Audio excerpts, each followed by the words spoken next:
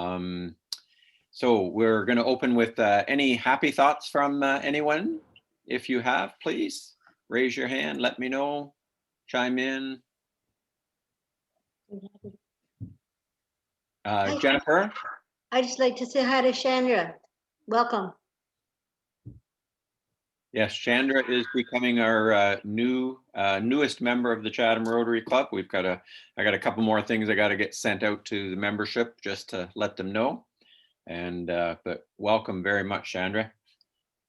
Great to have you here. Oh, Tom? Can you hear me okay? Gotcha. Okay. Well, I shoveled a lot of snow and didn't have a heart attack. So that is a really good thing. It's a very happy note. I'm still here. I was heading to the Rotary office this morning and Lynn said take her car because the snowplow had gone through and it was quite a bit in front. And I thought, well, rather than hit it, I went out with a snow shovel first and cleaned the driveway out. Then I thought, well, that's good enough. I can take my car. It's a little smaller. And I was a few minutes late by the time I got to the Rotary office, and I had people came one after the other in, extremely happy to be playing TV bingo, and also very happy they were all picking up checks. So it was a happy crowd this morning. Any other happy notes? Okay. Well, when we got back from London, we found that our neighbor had plowed our driveway out for us, which is a happy note. That was the good news. The bad news is that he plowed about a foot further onto the grass in the gardens than he should have. So.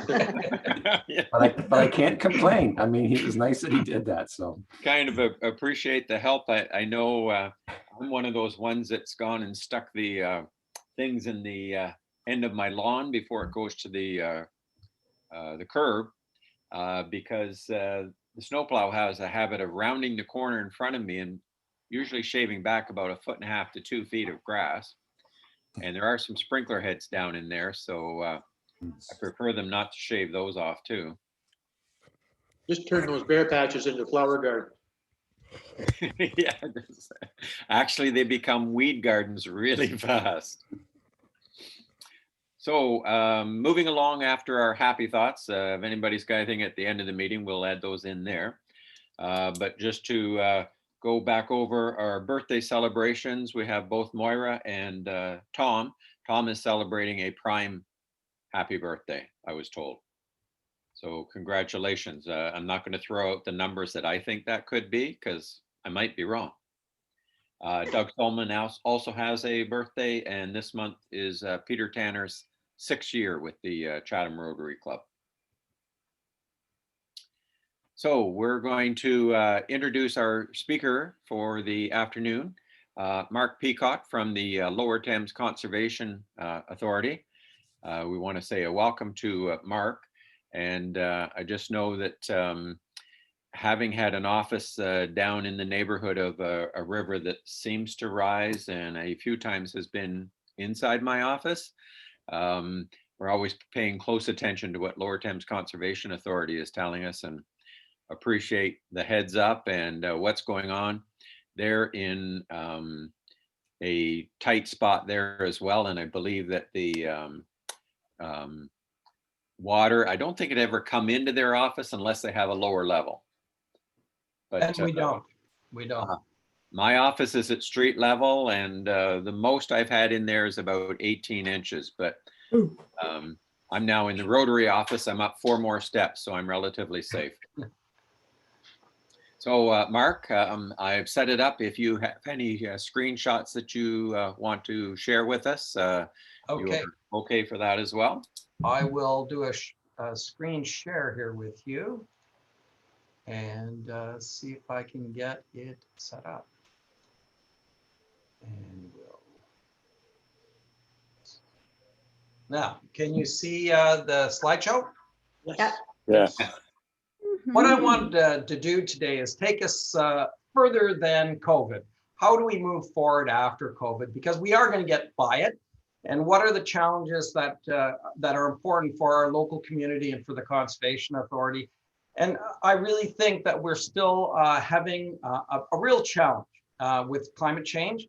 And one of the challenges that we as a local conservation authority and as working with local groups such as Rotary is to find local solutions. And I think that's where we need to start thinking about. So what's climate change?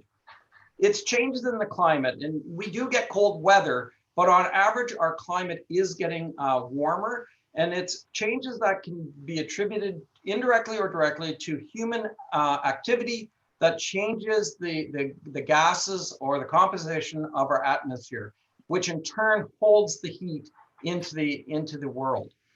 One of the things about climate change, it changes, and it changes over time, and it changes with regards to the seasons. So the changes, these are different examples of models. The changes in the summer are going to be different than the changes in the winter. And the impacts of those changes, depending on when they occur, are also going to be different. One of the things that we know for certain, and this is a map that maybe people have seen from when they were in school, the regions of the environmental regions or ecoclimate regions of Canada, such as the boreal forest area, the Arctic, and you know, the Carolinian area that we live in. That this is what we think of Canada being, but this is maybe what Canada will become. So as we have changes in climate, we are going to have ecological changes on the ground. So we need to get ready for them, and we need to deal with them. So how do we do that? We do two things. We mitigate, or we reduce the emissions that create that impact. And then regardless, we're going to have impact, so we got to adapt to that impact. So the two main elements are mitigation and adaptation. Mitigation, once again, is reducing the flow of those heat-trapping gases that go to the atmosphere. We can do that in basically a couple of ways. We can slow down our burning of fossil fuels, but we can also create sinks. In other words, we can create areas that use those gases up, such as forests and different growing systems. With regards to adaptation, it's a process that we have to go through, and it's figuring out how we live in this new climate. So we need to adapt to make sure we have less harm and maybe even benefit from some of the opportunities that will come with a changing climate. And that, you know, you hear lots of doom and gloom about changing climates, but there might be some good things. And I want to talk a little bit about that locally. So what are our targets for mitigation? The Paris Accord in 2015, there was 194 countries that had signed on to that agreement. And the whole idea is to try to keep the temperature increase in the world below 2 degrees with the ultimate goal of getting it at 1.5. And if we get much above the 2-degree level, we have some pretty catastrophic impacts. And you know, much above 3, this world becomes very hard for future generations to live in. So in order to achieve that, Canada is committed to reducing our emissions 30% below the levels that we saw in 2005, and that occurring in 9 years by 2030. And then in 29 years, we want to get to net zero, which is no net in carbon or gas impacts. So what is going to happen? And I've got a couple of slides on that before we get into what we need to do about it. Well, one of the things is if you increase the energy in the environment, you're going to have more extreme, or in the atmosphere, you're going to have more extreme weather. So that is one of the big impacts that we're thinking about. A warmer, wetter, and particularly wilder. The wilder part is this more extreme.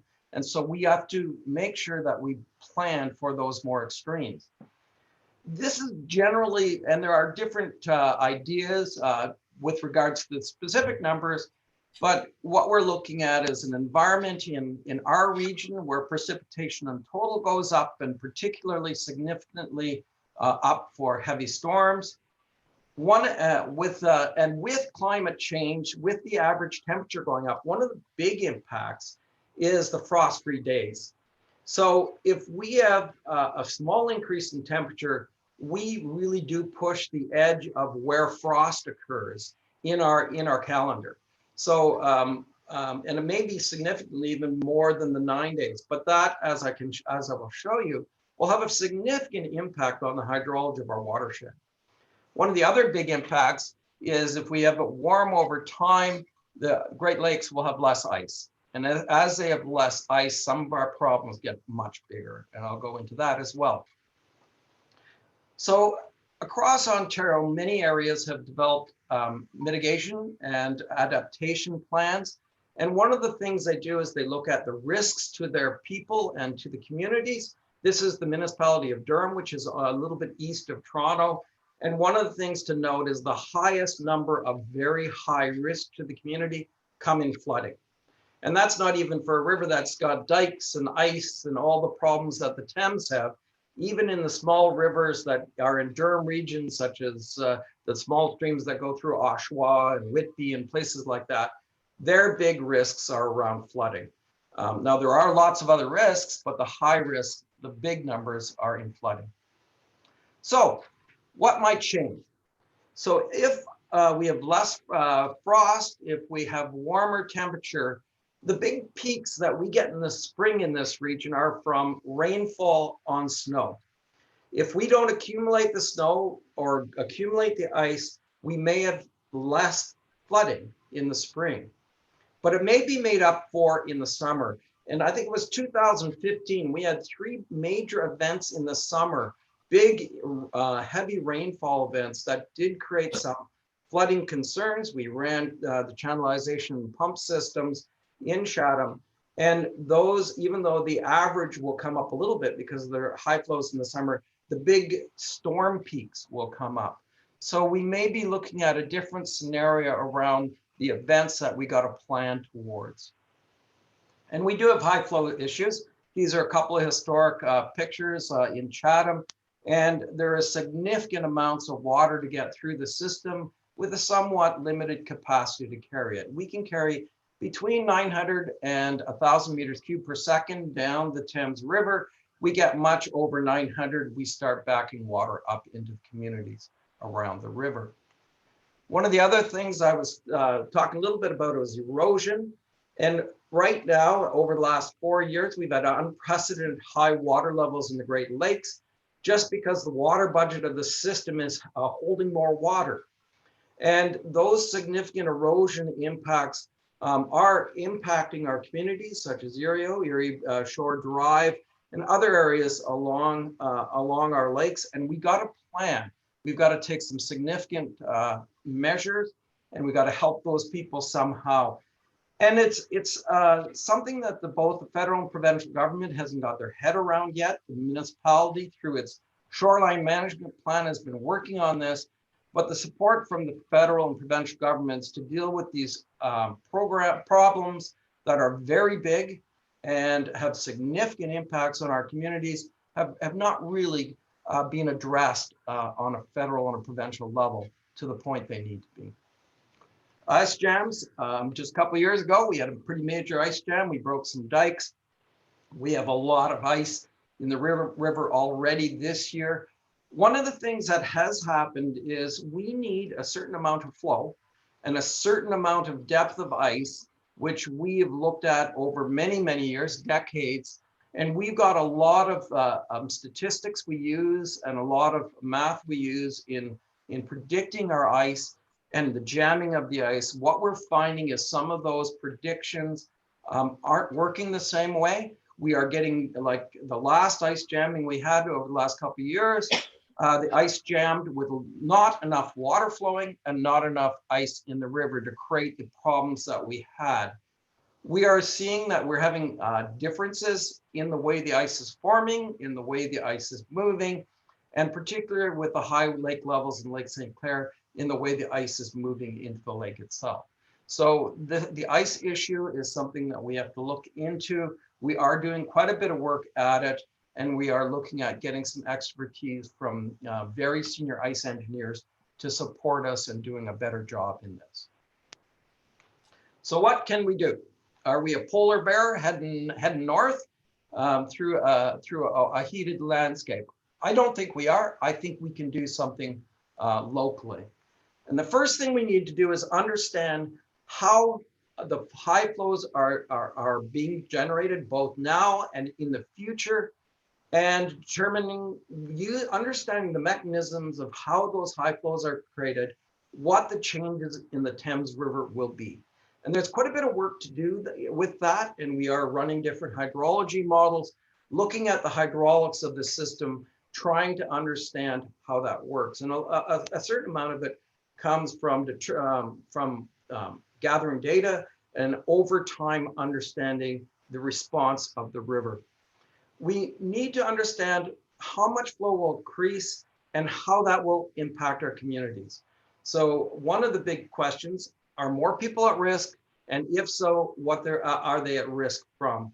We need to do that. We need to understand that and be better prepared to support our communities. One of the ways we do that is we use a thing we call the adaptive management loop. We define the problem. We look at climate change as a risk. We figure out how big that problem is, and then we figure out strategies to mitigate that risk. We implement those strategies, we see if they were working, and we keep going around and around this loop to continually do a better job of defining the risk and defining how we help people in addressing that risk. So that's a little bit of how we work with science. But we do need to build resilience into our environment. And we want to try to keep our ecology in some way robust over time. We don't want to lose the things that the Thames River is giving us. And we have generations to come that have, in some ways, the right to experience the nature and the ecology of the river that we are so lucky to have. But we also need to create resilience in the environment, because without that resilience, the impact will be great for human beings. One of the things that we can do is we can repair our landscape. We can work with the farm community in rural areas to do things such as build wetlands, to look at conservation tillage, cover crops, planting trees. I'm not sure if you're aware of how big this program is in the Thames, but out of our $3.3 million, 1.6 million this year went to stewardship, and much of that went to local farmers and local groups to do stewardship. We worked with 287 landowners this year doing individual projects on their properties, and some were pretty significant, large wetlands and tall grass prairies and significant tree planting. Now, I want to end the presentation on the Imagine the Mcgregor project. We're talking about a project, both an urban and rural stewardship restoration project centered on Mcgregor Creek, with the idea of Imagine Mcgregor. And I think you're probably aware, but I'm a member of the Sunrise Chatham Rotary Club. And this is one of the initiatives of the environmental group within that club. This is a pretty significant program we're working with the municipality with, and we're going to be moving forward with the hiring of a half-time person in the next month to start moving forward. We want to build the background so that when we come out of COVID, we can move forward quickly with the community. The main components of the project are stewardship, so getting people to focus on their land, their lot, their house, as it backs onto the creek or their business. We have a lot of technical work, or actually hands on the ground stuff with cleanups and restoration. And really important is greening your grounds and those types of projects. And I'll talk about a little bit about them with the community engagement. So this is a major initiative of the Conservation Authority in partnership with Sunrise Rotary and hopefully with the Chatham Rotary Club as well. And also we do acknowledge traditional ways of doing things through our First Nations, and we want to incorporate that into our project as well. So the returning to your roots, it's all about getting people to look at their backyard and their farm to improve the sense of connectivity with nature, to understand how they can be a link in the improvement and in many ways, the beautification of the Mcgregor Creek through the community. We also want to, at the same time, not leave out the farm community. There's a lot of farmers doing really good work on their land, and it's really a partnership between both farm and the urban community that will mean that Mcgregor Creek will improve.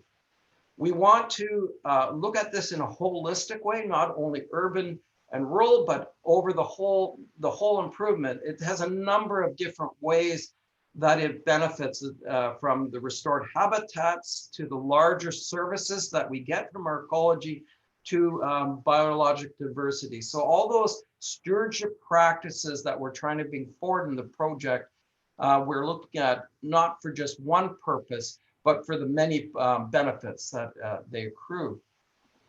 It's important for us to contact landowners and connect with them to establish that sense of caring about the environment and what they do care about.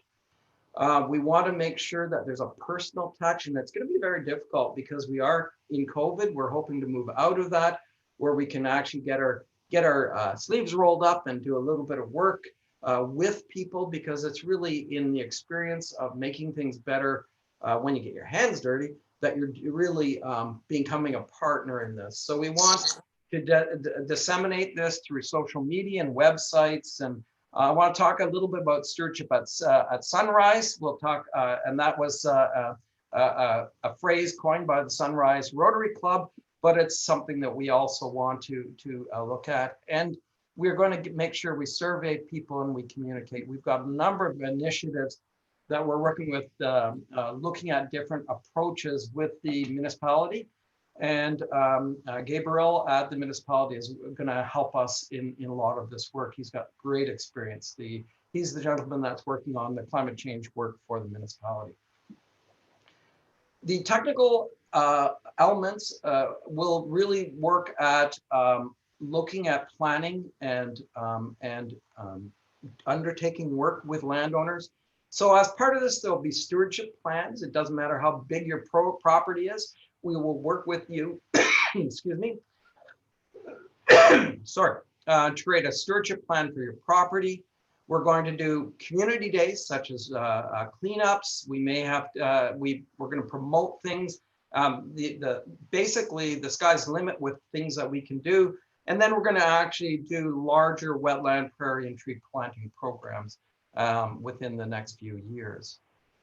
One of the things that we did start with, and the Sunrise Rotary Club was a funder of, was the Green Your Grounds program. And that's where we have workbooks and invite landowners into seminars. And this, we're looking at doing them remotely, whereby the landowner is educated through the workbook at how to do work on their property to naturalize it and to keep rainwater on the ground, to keep it from running off and the nutrients and stuff going into the system.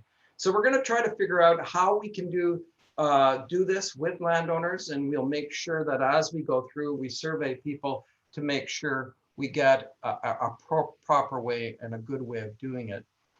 The stewardship at sunrise, what we're hoping to do is have a coffee time with people regarding stewardship.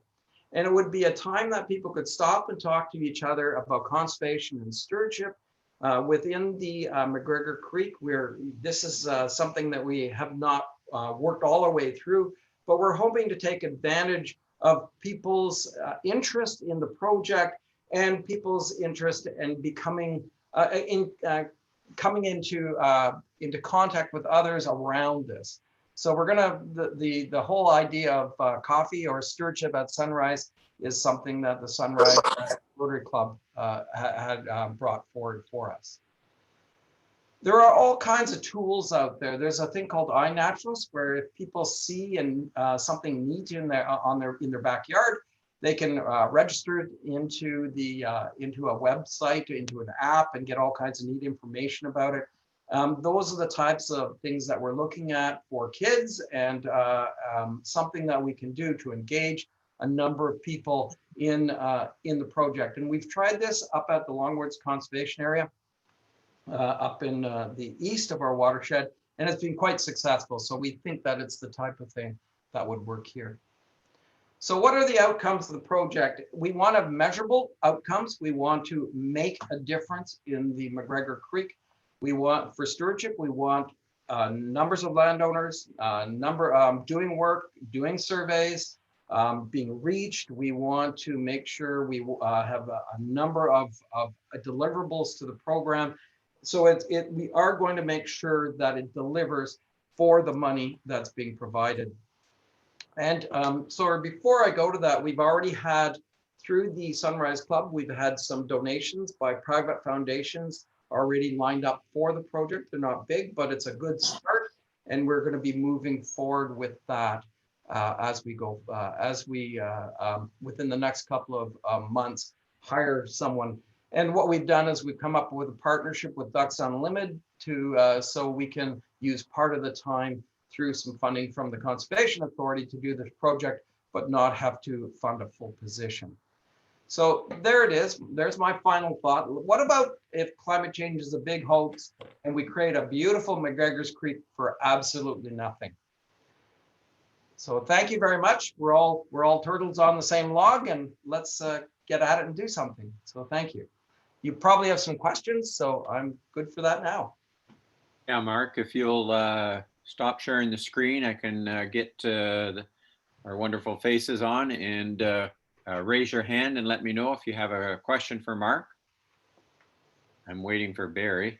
We'll start with Andy. Yes, currently the level of the Thames has gone down with the ice on it. I would think a couple of feet, a lot anyway. Why has that happened currently within the last 2-3 weeks? There's a, Mr. Chair, there is a couple of things happening. First, with the cold weather, that's really shutting down the input of local streams into the system. So we're getting less input. There is some idea that there has been some significant ice jamming on the St. Clair River.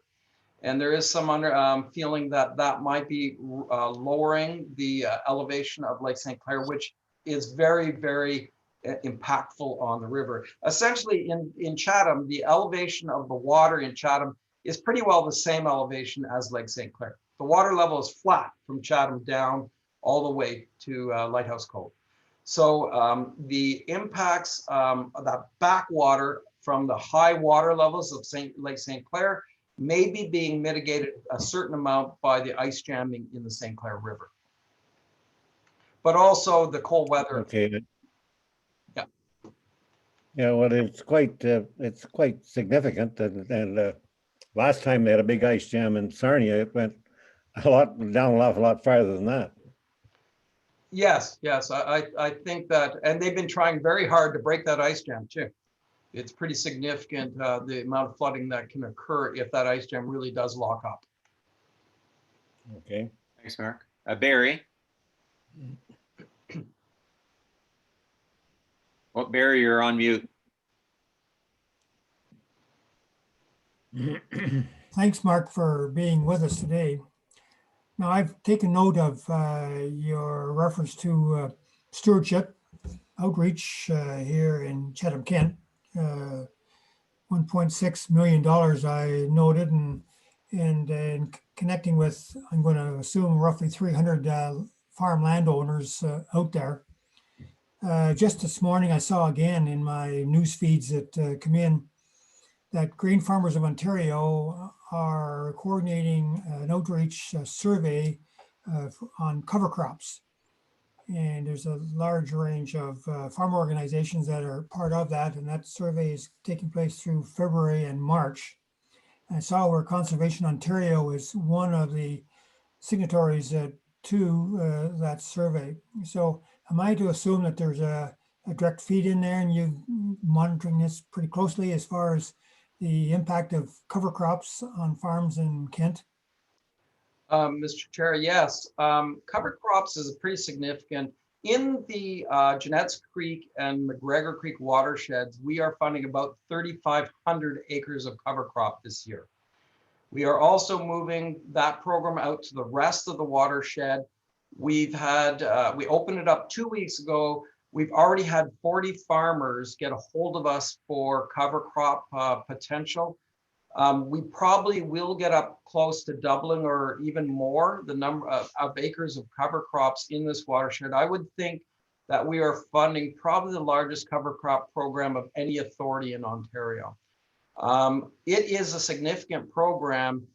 We don't have funding for many years for it. We are showing the government right now that the community and the farm community here are quite willing to work with us. And you know, if we have the money, the farmers will come and work with us on this. So it's not a lack of interest. It's not a lack of commitment by our farm community to do this work better. It really, in many ways, is a lack of the government supporting their work. So we are arguing, and part of the survey is to show the government how important it is, and that our communities want these. And we don't provide a lot of money. It's like $10 an acre. We don't provide a lot of money, but it makes the difference. And there's a lot more commitment than $10 an acre by the farmer in doing the cover crop. And it is a very important program with regards to reducing phosphorus and holding our soil and having healthy soil in our watershed. So no, we are engaged. We're probably the biggest program in Ontario. That's good to hear. And I just take specific note, President Brett, that Marty Vermey, who used to work at Thompson's in Blenheim and from a farm just north of Blenheim, he's the one that's coordinating this survey outreach for the GFO. He works for Grain Farms of Ontario out of Guelph. So I suspect he's got quite a bit of interest in what's going on here in Kent, and you may already know his name. Yeah, I do. I was a member of Grain Farmers of Ontario for many years. So I'm in past life, I grew a lot of grain. I've Go got ahead. Karen and then Rick, please. Karen Thank- Kirkwood-White. Yeah, thanks very much, Brett. Mark, thank you very much for your presentation. I'm continuing to learn, as you know, from the meeting we had in your office several months ago. Do you have a connection with Mike Smith and the Relief Group? Because Mike will be speaking at this meeting next Wednesday. I just wanted to know what kind of a connection you have with that particular group. I believe we do have a connection. I don't know the details of it. We have 5 different people that work on stewardship in this office. So Right. there's a lot of different initiatives. So I'm sorry, I don't know the details, but I believe there is connection. Okay, all right. Well, we can certainly ask him next week. I have to leave for another meeting at 1 o'clock, but I do want to say thank you very much. Is your PowerPoint available for sharing with others that might be interested that were not able to be on the call today? I believe it is. I believe it's going to be streamed by the Rotary Club, and I can provide a PDF version if somebody wishes it as well. Yeah, I would really like a copy of it, if you don't mind, Mark. I have some people I know would be very interested in seeing what you had to say today. Certainly. Thank you very much. Okay, thanks, Mark. And Karen, with that, we can, Peter Tanner does a recording and he'll send a link out and you can use that as well, just to get Mark's comments on there as well as the PowerPoint. Yeah, I'm continually sitting here thinking, I wish there were more people on this call to hear this message, because I know that there are people that are very interested in the subject matter, but I guess we need to get special dispensation to circulate the link prior to the meeting. So I'll chat with you about that, Brett, because I know that there would have been people that would have liked to have been on the call today. Karen, you can. I'll send a link out for the recording later on, and you can distribute that to whoever you like. That's Yeah. awesome. Thanks, Peter. I had Rick and then Chandra. Okay, Mark, a basic problem with water worldwide in the very long term is salinity. As the oceans grow in size, the amount of water that's salty as opposed to fresh water grows. So one idea might be to keep the water from reaching the oceans. When we first moved to Chatham, Kent, one of the things that were the feature here was tiling and drainage. And I was wondering whether perhaps now that was the wrong path to take all that water out of the soil, get it into the river rather than retaining more. Should we be changing crops, for example? Should we be growing rice or some other crop that's water friendly and retain more, and in other words, have bigger freshwater reservoirs here on land? I think that there is lots of interesting things around what you're asking. I think that this area, if there wasn't drainage in this area, there wouldn't be agriculture. The agricultural drainage system is really important to maintaining the agriculture. But with climate change, how that system is going to work will change. So there's no question there needs to be some rethinking. And I know the farm community is starting to rethink how they drain their land. If we have more extreme weather, there may be points in time there isn't enough water on the land to grow the crops that we need. So that is something that has to be considered. And with the idea around changing crops because of a changing climate, there is no question in some parts of the United States, they're already doing that because they aren't getting the moisture they need to grow the crops traditionally. They're growing other crops. So there is, once again, there may be some opportunity in this area because of our availability of fresh water to grow crops that we could not grow in the past. I think Canada is in a lead position because of the amount of fresh water we have and the availability of it through the Great Lakes and in the areas of our very high quality farmland. So I think that there is no question. We will need to value this land. We will need to make sure we treat it properly because it will become a massive asset for Canada because of our availability of water. So much of what you're asking is right on. Thank you. Thanks, Rick. Chandra? Sure. I was interested to find out to what extent the measures you're doing with the cover crop and the low tillage and no tillage, to what extent do they help mitigate the other problems of runoff? Because I know that's a significant issue for the waterways in Chatham-Kent. They do mitigate it. We are working on different models to look at, there's two things, there's quality and quantity. So much of what we do has a double impact. First, it cleans the water, and secondly, it holds the water on the land. So if we can create more of a natural hydrologic process where the water goes into the land as it's held, it will buffer those peak events, and it will also clean and filter that water as it moves through the landscape. So, excuse me, we are doing models to try to understand what level of implementation we need to make those big, significant impacts. One of the problems we've got is we are not working on a flat, on a level playing field. We're having a climate that's changing the same time we're trying to address existing issues. So it's very difficult for us to look at the impacts we're having. We know we're having impacts on local streams, but whether or not we're having the major impact on the river itself, out of the last 3 years, 4 years, we've had 3 years of major algae blooms in the Thames River. So we are trying to get a handle on that. We're working with University of Guelph, doing research to make sure that what we're doing is having the impact we want.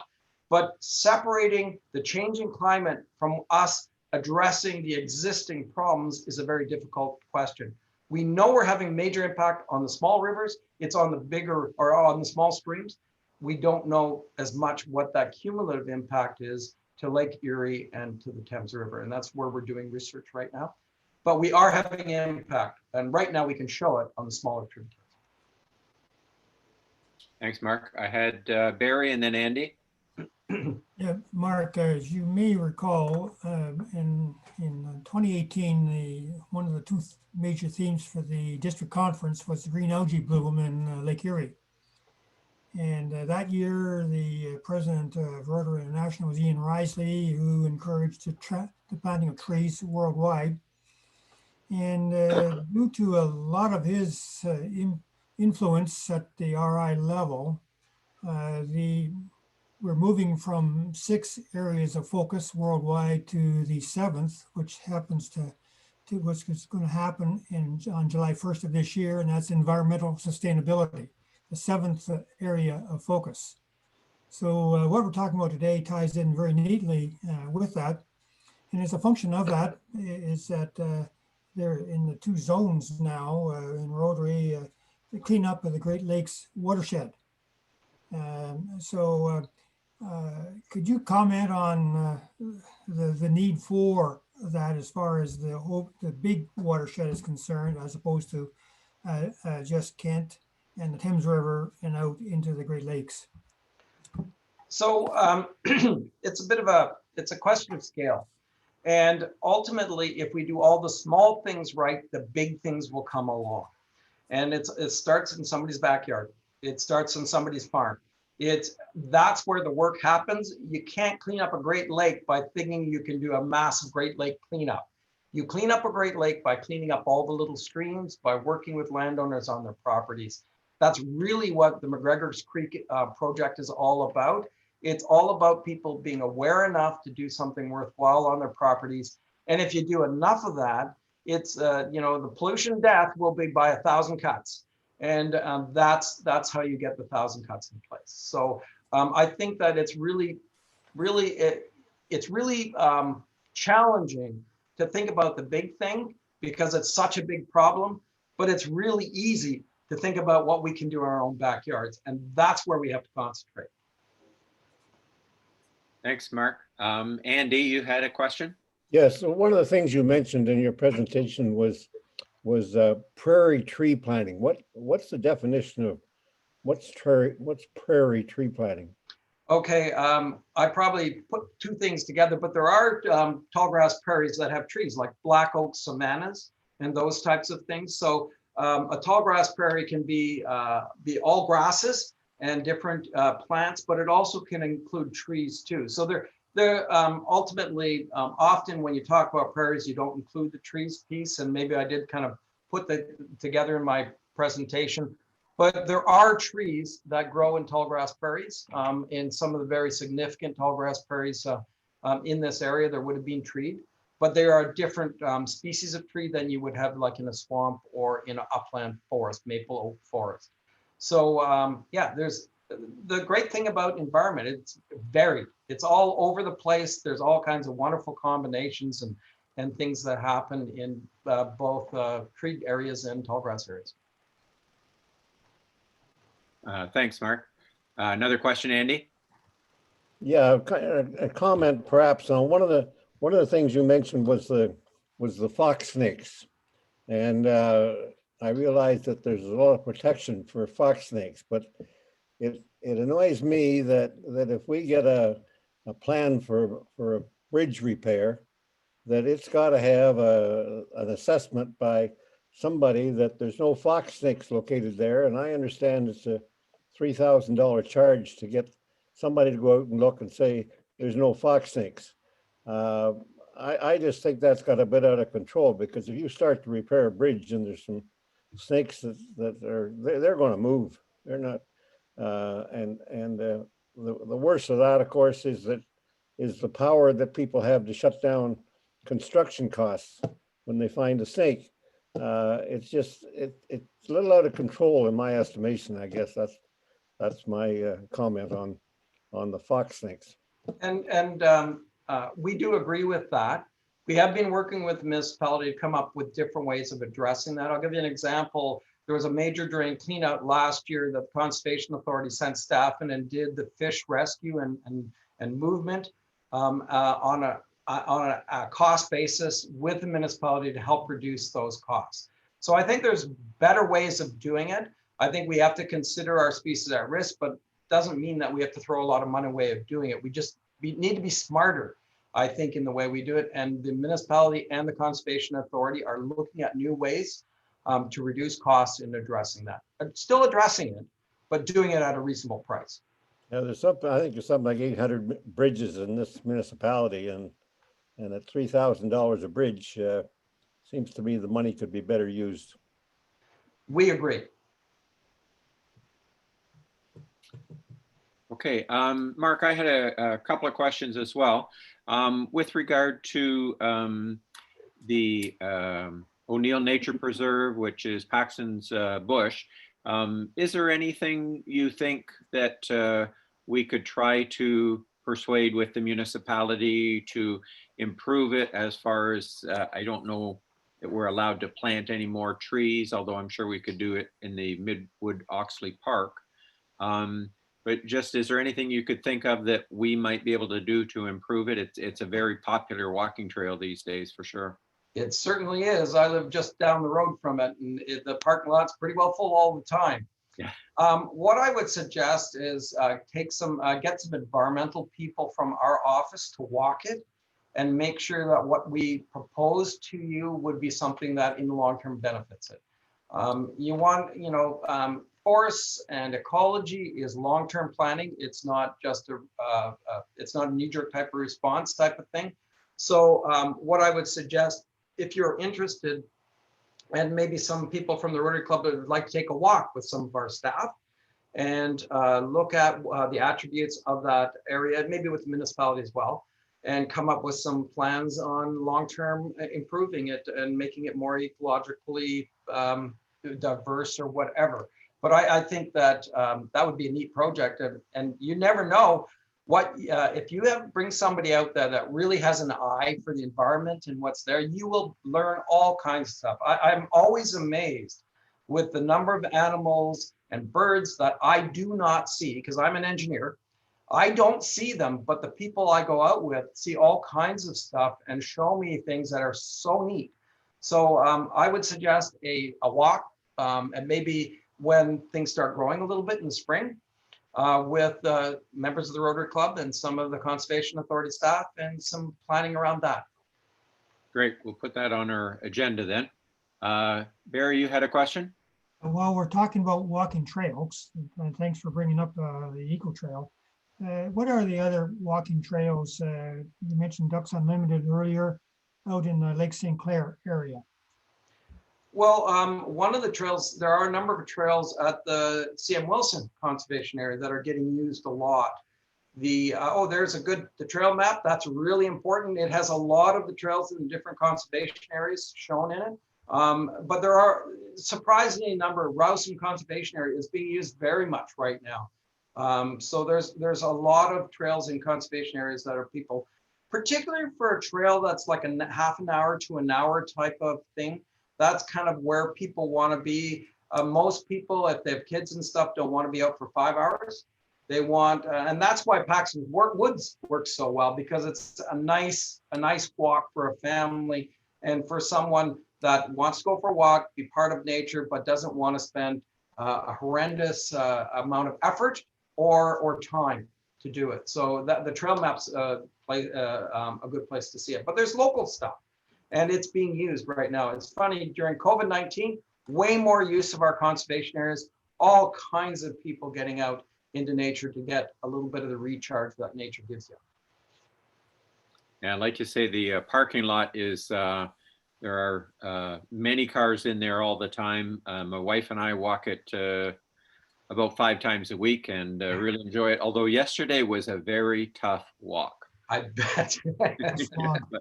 but it was good to be out there. Another question I had for you, and this might be a little more with your Sunrise hat on. District 6380 has a cleanup event coming up with regard to sort of the Lake Erie or the Lake Erie watershed, which I think would drop into our neighborhood quite easily. Any talk out of Sunrise as to an event that you might want to do? Because we'd certainly be happy to jump in on that if we don't start with something ourselves. One of the things is World Water Day, which I believe is the 23rd of March. I always get it's either 22nd or 23rd. For the Rotary Club meeting, there will be a water ceremony put on by our First Nations with a smudging from the Longhouse Village at the Scanado Village. And I'm sure people would be quite welcome to join the Sunrise Rotary Club in that event. So it's a spirit of water type of program that is being put on as part of Water Day for the Rotary Club, Sunrise Rotary Club. The Mcgregor Creek project is a big project with Sunrise right now, and it is one of the big initiatives going forward. Okay, for this year. And who in Sunrise is on the environment group? There's Blake, Vince Blake, and John Lawrence. John Lawrence is probably the best person to get a hold of. Great, thank you. Do we have any other questions for Mark? All right, so Mark, I just want to say thank you from the Rotary Club of Chatham. We appreciate you taking your time. It was interesting, I think, for me to find out, you know, you always hear about climate change and what's going on with that, but, you know, this brought it a little closer to firsthand and how it's affecting us a little more locally. Watching some of those graphs or seeing some of those graphs and knowing how the effect is much more closer to home than we do realize. So thank you very much for putting that forward to us. Moving forward, next week we have a fellow called Mike Smith, and that's not me, although some people know that my first name is Michael, but I don't use it. So another Mike Smith is going to present to us with regard to the Relief Project. Karen Kirkwood White has assisted in setting Mike up to come forward with that. So that'll be on next week's agenda. The other thing I think I need to do is I was holding off on the number of meetings for next week, but we'll have our 100th anniversary committee. I'll move that meeting up to next week and just trying to move forward. Right now I have a co-chair, but I need a second co-chair to help with that committee. If we can get anybody to step up for that, let me know. So Julia, if you wouldn't mind closing us out, I would appreciate it.